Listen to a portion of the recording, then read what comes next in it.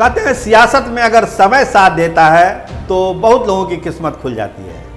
अभी 10 दिन पहले कोई चर्चा नहीं थी कि जो एमएलसी का चुनाव होने वाला है बिहार में, उसमें किसी राजपूत समाज के लोगों को भी टिकट मिलेगा, एमएलसी बनाए जाएंगे। इसकी चर्चा ही नहीं हो रही थी, इसकी संभावना भी नहीं थी। लेकिन देखिए करवट समय कैसे बदलता है। आनंद मोहन ने एक आरोप क्या लगाया, अब एक रास्ता निकला है राजपूत नेताओं के लिए कि जो राजपूतों में गुस्सा है उसको दूर करने के लिए किसी राजपूत को एमएलसी बनाया जाए। देखिए इसी हफ्ते नोटिफिकेशन आने वाला है एमएलसी चुनाव का। 10 सीटों पर चुनाव होना है, आपको मालूम है ये सारी बात। और उस 10 सीटों में नज़र लगी हुई है कि चिराग पासवान किसको अपना प्रत्याशी बनाते हैं, क्योंकि एक सीट चिराग के खाते में जाने वाली है। और जनता दल यूनाइटेड से क्या किसी राजपूत नेता का किस्मत पलटने वाला है, इस पर भी हम चर्चा करेंगे। आप देखना शुरू कर चुके हैं स्टार टीवी बिहार, मैं आपके साथ सरोज सिंह। देखिए पहले चिराग की ही बात कर लेते हैं कि चिराग की पार्टी को जो एक सीट मिलने वाली है उसमें कौन कैंडिडेट हो सकता है। तो जो सोर्सेस हैं वो यही बता रहे हैं कि 3 नामों को शॉर्टलिस्ट कर लिया गया है और एक नाम पर लगभग चिराग पासवान ने अपना मन बना लिया है और जल्द ही इसकी घोषणा कर दी जाएगी। तो वो 3 नाम कौन है? देखिए एक तो उनके भांजे हैं जिनका नाम है सीमांत मृणाल, अभी गरखा से उनको टिकट भी दिया गया था। दूसरा नाम है वेद प्रकाश पांडे का, और एक सबसे मजबूत नाम जो हर परिस्थिति में जिसने चिराग पासवान का साथ दिया, बुरे से बुरे स्थिति में चिराग पासवान का साथ दिया, उसका नाम है हुलास पांडे। तो क्या हुलास पांडे, मृणाल और वेद प्रकाश पांडे जो शॉर्टलिस्टेड हुए हैं चिराग पासवान की पार्टी के लिए, उसमें जो एक नाम जिस पर चिराग पासवान ने मन बनाया है वो नाम कौन सा है? देखिए पार्टी या परिवार, एक का सिलेक्शन करना है चिराग पासवान को। बड़ी दुविधा की स्थिति है, धर्म संकट की स्थिति है कि आखिर चिराग पासवान क्या करेंगे। हुलास पांडे, उनका जो कंट्रीब्यूशन है पार्टी के लिए वो सब जानते हैं, चिराग पासवान भी इसको समझते हैं। लेकिन परिवार वाली बात भी है कि परिवार में एक मौका मिला है एमएलसी बनाने का, तो किसको बनाया जाए।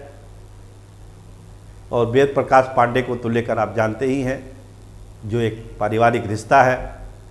तो तीनों अपने आप में दावा रखते हैं, लेकिन एक नाम जो सोर्सेस बताते हैं जिस पर करीब करीब चिराग पासवान ने अपना मन बनाया है, वो नाम हुलास पांडे का लगता है।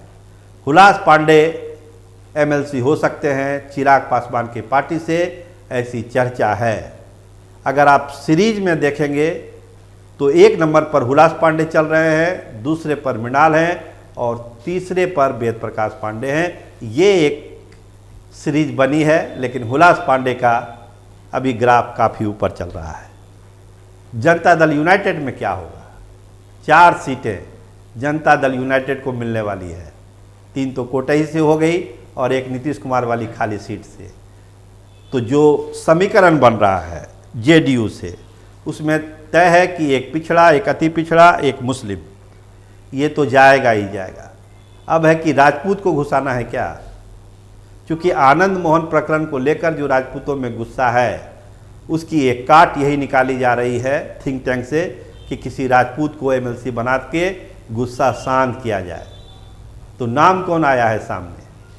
तो पहला नाम है सुमित सिंह का, जो चकाई से विधायक रहे हैं, मंत्री भी रहे हैं और नीतीश कुमार के भरोसेमंद भी रहे हैं, और कहा जा रहा है कि एक आश्वासन भी उनको दिया गया था। तो क्या वो आश्वासन पूरा करने का समय आ गया है? सुमित सिंह एमएलसी हो सकते हैं, इस पर चर्चा सत्ता के गलियारों में है।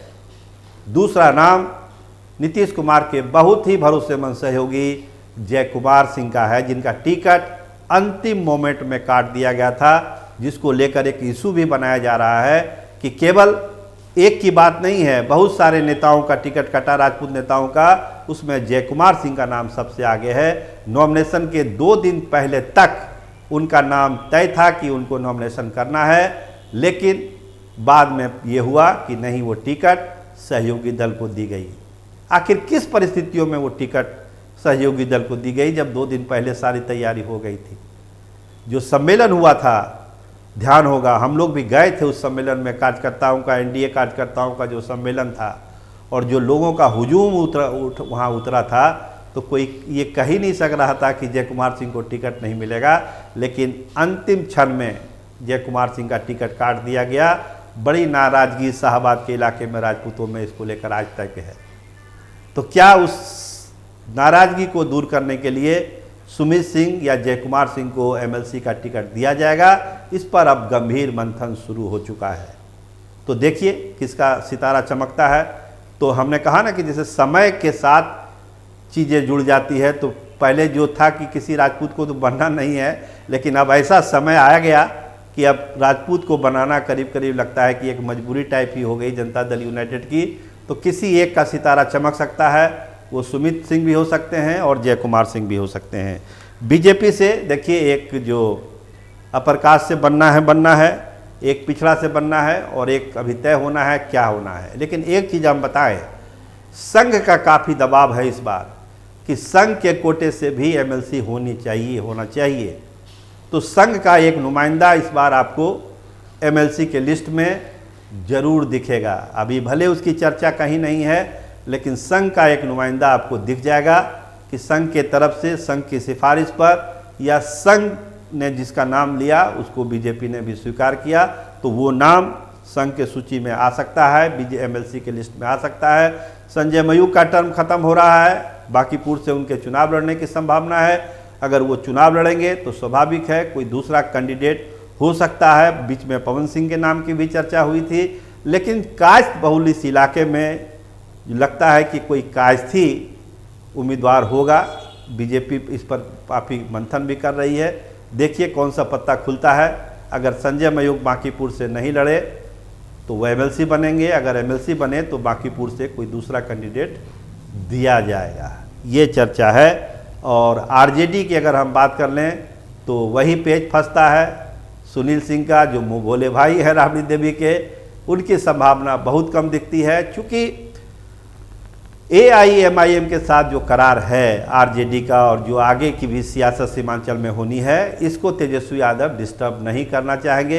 तो वो एक सीट एआईएमआईएम के खाते में जा सकती है, और नहीं तो आरजेडी की अगर चली और आरजेडी ने मना लिया एआईएमआईएम को, तब फिर सुनील सिंह का रास्ता साफ हो सकता है, इसकी बात संभावना है। तो बहुत सारे लोग आएंगे।